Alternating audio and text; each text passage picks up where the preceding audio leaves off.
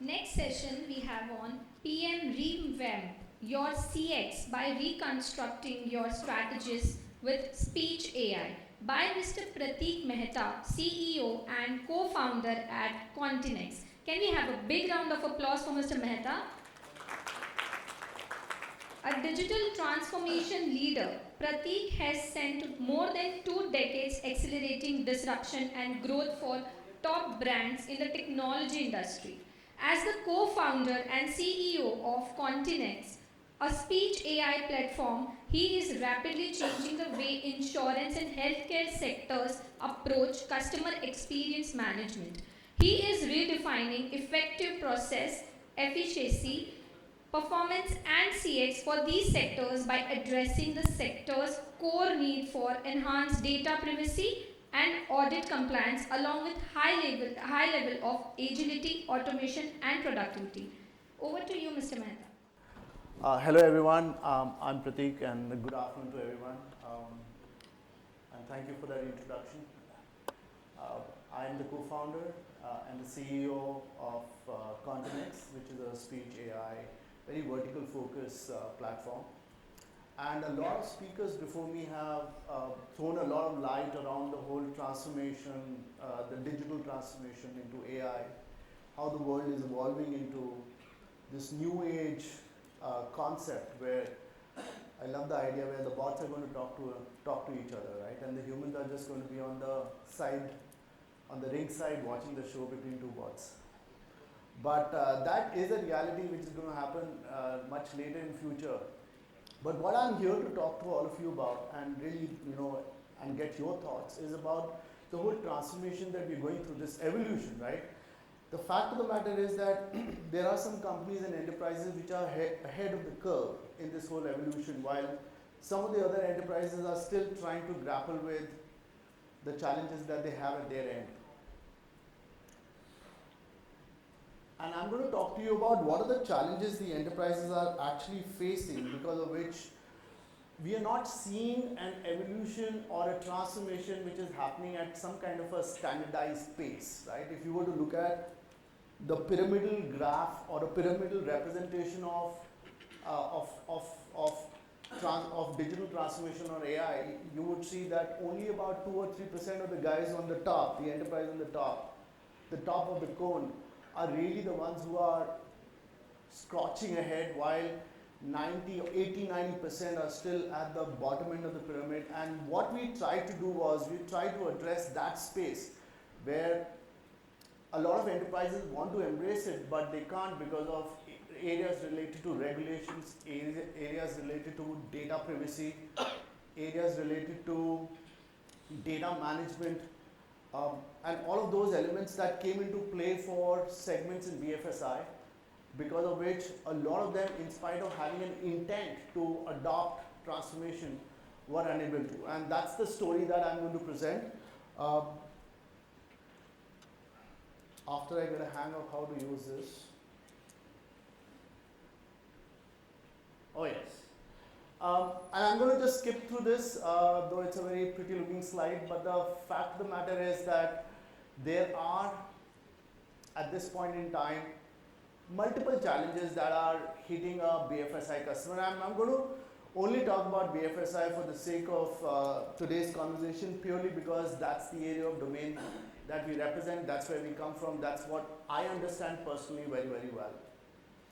So there are three big problems that are really hurting them, right? The first problem is centered around business enhancement, and that's like the core to any business, survival of any business enterprise, right? Why is it that even now, in spite of all the technology available, if a marketing guy gives a bunch of database to a sales guy to say that these are customers with intent, the conversion rates are still in the vicinity of 2 to 3%. And that's the hard fact, right? There is a missing piece in the whole jigsaw puzzle there. And I'll tell you how we went about solving that piece, right? So the conversion rates still continue to be abysmally low. The renewal rates, even for insurance in India right now, stands at only 45%, of only 55%. 45% of the people, policyholders, actually switch their policies at the time of renewal, right? So there's a major challenge in the whole customer satisfaction index, which a lot of enterprises are unable to fathom, unable to figure out, because of which you could be potentially losing customers. And really, for the rest of the pyramid that I spoke to you about, what the line of sight that they have with the customer is what? What is the line of sight that they have with the total amount of customers that they have is 2%. That is because only 2% of those customers' conversation ever gets audited. Somebody listens to it, somebody understands what the customer needs, somebody understands how the enterprise represented itself, whether the whether the customer query was solved for, whether the customer falls into the category of a satisfied customer or a not satisfied customer. That's only 2%. So 98% is completely punt. It's a guesswork. And a lot of enterprises are now grappling with the idea that how do I understand the remaining 98% of my customer conversations to really make sense of how I'm doing as a business, and what else can I do to make myself more amenable to that customer, right? So we did this research, and I'm just going to give you a top level distilled elements of this research in terms of why those enterprises are unable to adopt this whole tsunami of AI and transformation and all of this jazz which is happening in the outside of this room, right? These are the 4 big reasons why a lot of enterprises, and a lot of these reasons will resonate with you. Is first and the foremost is that no matter what you do in any part of the world, you go to Africa, you go to United States, you go to Canada, you go to Europe, you go to India, in no part of the world will an enterprise share their data. Like, the dichotomy of the whole transformation is the fact that there's a transformation happening on the open cloud, on the cloud out there, but every enterprise CIO, CTO, Chief Information Security Officer, everybody wants their transformation to happen on their private cloud, where they have the security and the surety of their data, right? So behind their firewall. That's one big element that came out. The second was like almost 72.5% said that this is a split of what was the challenge with the customer service, right? Agent knowledge gaps, compliance came across in every conversation that we had. And the big one was, which will come as a surprise, is that information intake accuracy was abysmally low. What our agent is listening to the customer conversation, what he's comprehending, and what he is updating into a CRM, there's a variance of at least 30-35%. So once your baseline becomes a CRM and your baseline has a 35% inaccuracy, so imagine all the data analytics that you're doing on your CRM, how lopsided would that be? And that ends up making, the enterprise ends up making wrong decisions. I won't say wrong, but misunderstood decisions, because of which the customer cycle continues to be abysmally low, right? So that came out as a second big challenge. The third big challenge was, of course, the data being spread over so many silos. Like, you think about it, even on your phone, if you have to search for a text, you don't know whether that text came to you on an email, a WhatsApp, or an SMS, or an Insta, right? And you just remember that you had a text exchange or a chat exchange with somebody, but you don't know where it was. So there are these silos that exist in our lives, and that silos gets extrapolated by so many multitude, when it goes into the enterprise. And of course, the whole idea was that regulation is going to be getting tighter and tighter. You already see it in the last 2 or 3 years in India, right? Forget US or North American market, but in India, the regulation around RBI, SEBI, IRDAI has gone up by at least 300% if you were to look at time before COVID and after COVID. And I'm going to skip through this. The age of collaboration right now, which my contemporary Ashish also spoke to you about, the one before me, is around the whole tandem between a bot and a human agent, right? And that is not for the replacement, that is just to enhance the capability of an agent to make him a super agent, right? The bot is just going to be playing a very supportive role. There is still a jury out there to say whether bots are going to replace humans or whether they are going to play in tandem. We are from a school of thought that at least for a foreseeable future, you're going to see the dance between bot and human happening better and better. It's just that, both bots and humans are going to get better in their own steps of dance. But there is going to be a tandem between bots and humans, and as things progress, the synchronization will get better and better. There is going to be a fair bit of analytics that's going to happen. The analytics is going to be the core of it. And again, it comes back to the first point where we started from. How do you analyze if you only audit 2% of your data, right? Number one. Number two, if all your analytics is based on the baseline of CRM, and you know in the heart of your hearts that CRM has anomalies which have been, which are in the form of an update from a human agent, then is your analytics going to actually deliver the kind of results you're looking for? That's a very big question mark. And the scalability. Every organization wants to scale in terms of managing more customers, driving more revenue. Then how do you deliver that scale in a very curated, customized, personalized manner? So those are going to be the elements that I'm sure you all are grappling with, or you all are thinking about it, and you all are like having meetings around that. How do I personalize my approach? There was a person before me who was talking about personalized home loans, personalized insurance policies, right? Personalized auto loans, personalization of student loans. How is that going to happen if you don't have the right inputs from a data analytics standpoint? So all of these things are what we are grappling with. And of course, the customer is getting smarter, more agile. The expectation from the customer is higher and higher. He is no longer ready, he or she is no longer ready to wait in long queues. They don't have the time, patience, willingness, intent. They will just switch. The proof of the pudding is that, in the insurance space in India, in our own country, the switch is happening so fast.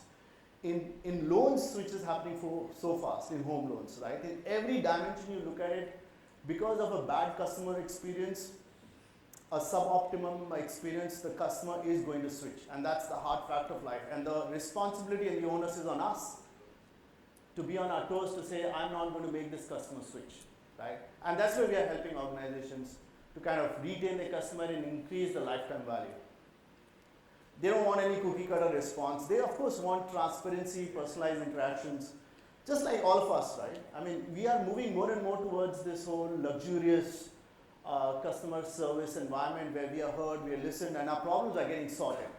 Problems are actually getting sorted, and it's not like a ticket that is getting raised, and since sometime later somebody is calling you back about the ticket. You want a resolution and you want it quick, otherwise you're going to switch. It's a hard fact of life, and all of us play that role. So, even at this point in time, a lot of enterprises are grappling with the whole idea of how to meet the customer expectation, but more importantly, how to move their approach from being very reactive in nature. Only when a customer calls will a customer service contact center gets activated, right?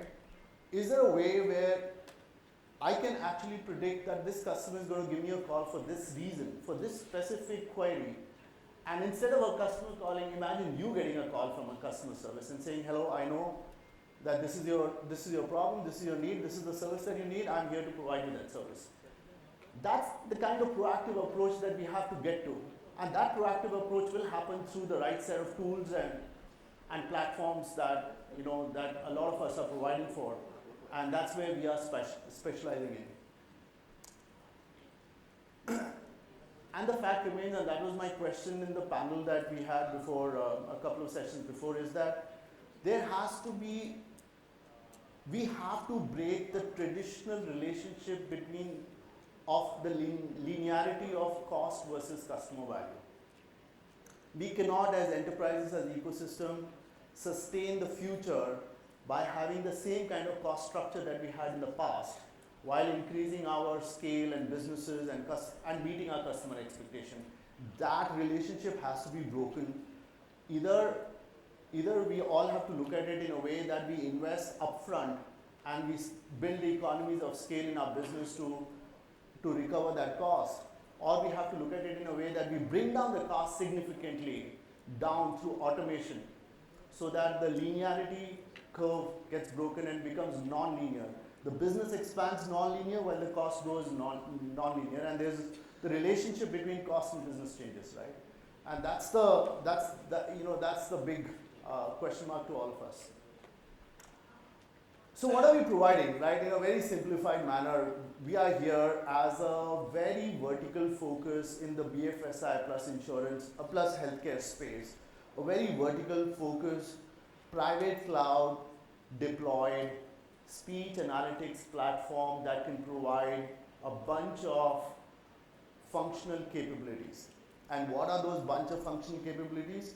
Is number one, we can seamlessly integrate into your system. First of all, we can seamlessly get an approval from your CISO and CIO, right? Nobody will have a problem if you say you are a native cloud deployed platform. So the CIO, CISO is a tick, right? The other thing what we can do very seamlessly is to get integrated into your enterprise platform. Remember, everything is working in silos, so you need something that can glue everything together to bring the data into one centralized control center where the data starts to get analyzed better and better. And that's what we can do. And the third thing is we are extremely domain specific, which is to say that we have no level of genericity in our platform. We are built, if you say you're from insurance, then our question to you is, are you in insurance customer service? Are you in insurance revenue generation? Are you in insurance claims? Are you in insurance compliance? Or are you in insurance renewals, right? And the reason why we ask that question is because we are very specifically curated for each sub-processes of insurance exclusively, right? And that's what we do for a living, and that's what we are trying to change the world, keeping data privacy, keeping private cloud as a core theme of our engagement with the customers. And I'm sure you'll find a lot of value. Me and our team has a stall here, right in the lobby, and you're most welcome to come and visit us. But if you have any questions from my end, please let me know. I'd love to answer it. Thank you very much. Thank you so much for your session, and I would like to call upon stage Mr. Pranav Kumar, SVP Customer Service and CX at Poonawalla FinCorp to do the honors. Please put your hands together.